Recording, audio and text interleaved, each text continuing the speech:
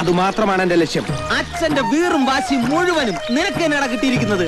അത് ഈ മത്സരത്തോടെ വിജയന് മനസ്സിലാകും. മാത്രമല്ല നാളെ ഈ ഗ്രാമത്തിൽ SI ആയിട്ട് വരേണ്ട ആളാടാ നീ.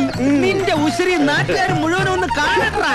നീ മുങ്ങ് മുങ്ങ്, ഇനി പൊങ്ങേ വേണ്ട. ഒഴിക്കട ബഷീർ ഒരു 1.5. അതിങ്ങോട്ടേ നിന്റെ അണ്ണാക്കിൽ ഒഴിക്കുന്ന കാര്യമല്ല. അതിലോട്ടുണ്ട്.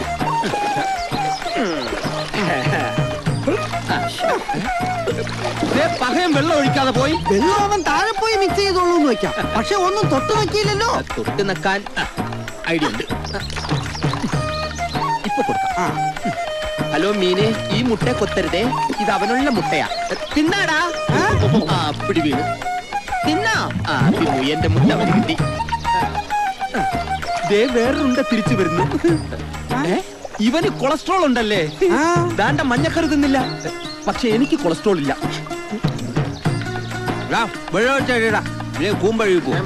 ഓ, ഇക്കുറിയും കപ്പ് മാധവൻകുട്ടി തന്നെ എടുക്കുവോ? അല്ല, അമ്മ രണ്ടാണേലും അച്ഛൻ ഒന്നാണല്ലോ. വിജയനും കാണുമല്ലോ വാശി. എന്തൊക്കെ പറഞ്ഞാലും മാധവക്കുട്ടി തന്നെ ഉശിരൻ. മുങ്ങിയിട്ട് ഇതുവരെ പൊങ്ങിട്ടില്ല. ഇതൊക്കെ എന്തോന്ന് പൊങ്ങലേ? എന്റെ ബാപ്പ ഇതുപോലെ മുങ്ങിയിട്ട് 3.5 മണിക്കൂർ കഴിഞ്ഞാണ് പൊങ്ങിയത്. വെറുതെ പൊങ്ങിയതല്ല, ചത്ത് പെരുവി പൊങ്ങിയെന്ന് പറ. അങ്ങനെയും ചില എടപ്പാളികൾ പറഞ്ഞു നടക്കുന്നുണ്ട്.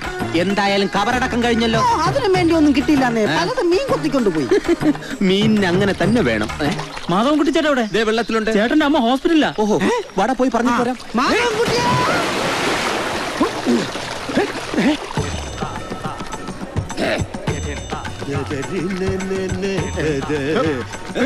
എങ്ങോട്ടാ?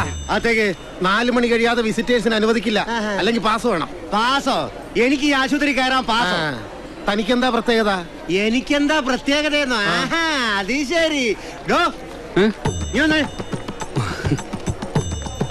നമസ്കാരം സാറേ. ഞാൻ ആരാണെന്ന് ഇയാൾക്ക് പറഞ്ഞു മനസ്സിലാക്കി കൊടുക്ക്. വരുത്തനാ വരുത്തൻ. എനിക്കിതിനകത്ത് കയറാൻ പാസ് വേണോ? 4 മണിക്ക് മുമ്പ് ഇതിനകത്ത് കയറാൻ പറ്റുമെന്ന് ഞാനൊന്ന് നോക്കട്ടെ. വേണ്ടി വന്ന 2 ദിവസം ഞാനിവിടെ താമസിക്കുകയും ചെയ്യും. ചിത്രാംഗന സാറിന് അറിയില്ലേ? അങ്ങനെ അങ്ങോട്ട് പറഞ്ഞോടാ. വീട്ടിൽ ചിത്രാംഗനൻ ആരാണെന്ന് അവനൊന്ന് മനസ്സിലാക്കട്ടെ. വരുത്തന ഇവിടത്തെ പഞ്ചായത്ത് പ്രസിഡന്റ് ആയിരുന്നു. പഞ്ചായത്ത് മൊത്തം കട്ടുമുടിച്ച് അവസാനം പഞ്ചായത്തൂടെ വിൽക്കുന്നായപ്പം നാട്ടുകാർ പിടിച്ച് പുറത്താക്കി. ആ ഭാര്യ പ്രസിഡന്റ്, അതും കണക്കാ. ഇത്രയും വൃത്തികെട്ടവനെ ഈ പഞ്ചായത്തിൽ കാണാൻ കിട്ടൂല. പരമ തെണ്ടി. ഈ വാച്ച്മാനെ മാറ്റിയെങ്കിലേ പറ്റുള്ളൂ.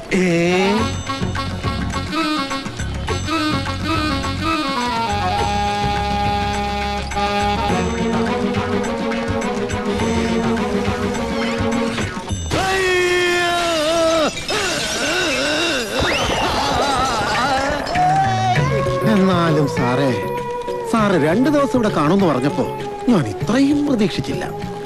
അതാടാ പടവേറ്റിൽ ചിത്രാംഗതൻ. പള്ളിയുടെ ഇലക്ട്രിസിറ്റിയുടെ ബില്ല് തരാൻ വന്നതാ. ഓ, അപ്പൊ കണ്ണ് കണ്ട് ബില്ല് തള്ളിയതാവും. എന്ത്? അല്ല, ബില്ല് കണ്ട് കണ്ണ് തള്ളിയതാവും. അയ്യോ, ഇതെന്താ? ഇത് മുടി വെട്ടിച്ചോണ്ടിരുന്നപ്പോ മരിച്ചതായിരിക്കും. മോർച്ചറി ഇവിടെ അല്ല, അപ്പുറത്ത് അവിടെ കൊണ്ട് വെച്ചോളൂ. ഞാനാ ചിത്രാംഗതൻ. അയ്യോ, ചേട്ടനായിരുന്നോ? ഇതെന്ത് പറ്റി? ഒന്നും വെച്ച് വെച്ചതാ. ഞാൻ നല്ല ജയിച്ചു. അത്യാവശ്യ കാര്യം പറയാനാ വന്നത്. മരിക്കുന്നായിരിക്കും. ചെല്ലു. എന്താ? നോക്കി നിൽക്കാതെ വണ്ടി അവന്റെ പിന്നാലെ തള്ളടാ. കബഡി കബഡി കബഡി കബഡി കബഡി കബഡി കബഡി കബഡി കബഡി കബഡി കബഡി കബഡി കബഡി കബഡി കബഡി കബഡി കബഡി കബഡി കബഡി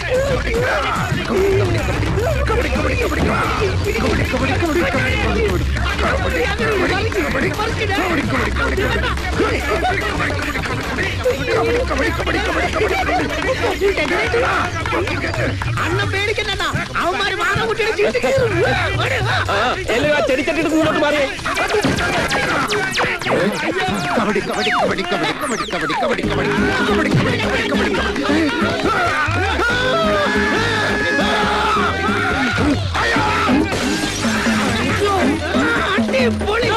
എന്റെ പവർ ഒറ്റയടിക്കതാ. എന്റെ 15,000 രൂപ.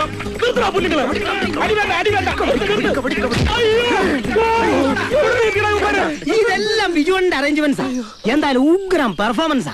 ഇമാതിരി ഇവന്മാർ അടിക്കുന്നുള്ള കാര്യം ജീവിതത്തിൽ കരുതിയില്ല. നിങ്ങളുടെയൊക്കെ പേരിനടാ തടിയന്മാരെ. ഞാൻ കൈനക്കര ശങ്കരൻ, പറപ്പൂക്കാവ് മണികണ്ഠൻ, തൃത്താല കേശവൻ. ഇതെന്താ ആനകളാണോ? അവൻ ഇവരെ കൊണ്ടുവന്ന് എഴുന്നള്ളിക്കാനാണോ അതോ എന്നെ തല്ലിക്കാനാണോ? ഇവന്മാരങ്ങനെ അഹങ്കാരമുള്ള ഗുണ്ടകളൊന്നും അല്ലെണ്ണ. കുവർ ഗുണ്ടകൾ. കാശ് കൊടുത്ത ഇവന്മാരാരും തല്ലാനാണ്. ഓഹോ, അങ്ങനെയാണോ? കൈനിക്കര ശങ്കരൻ എന്താ മുതലാളി? കാശ് എന്നാൽ നിങ്ങൾ ആരെയും തല്ലുന്നു? ഊ മുതലാളി. എന്നാൽ അടീവനെ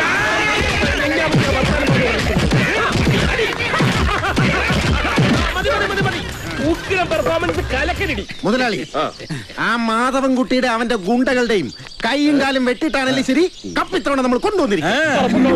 കൈനക്കര ശങ്കര അത് മതി.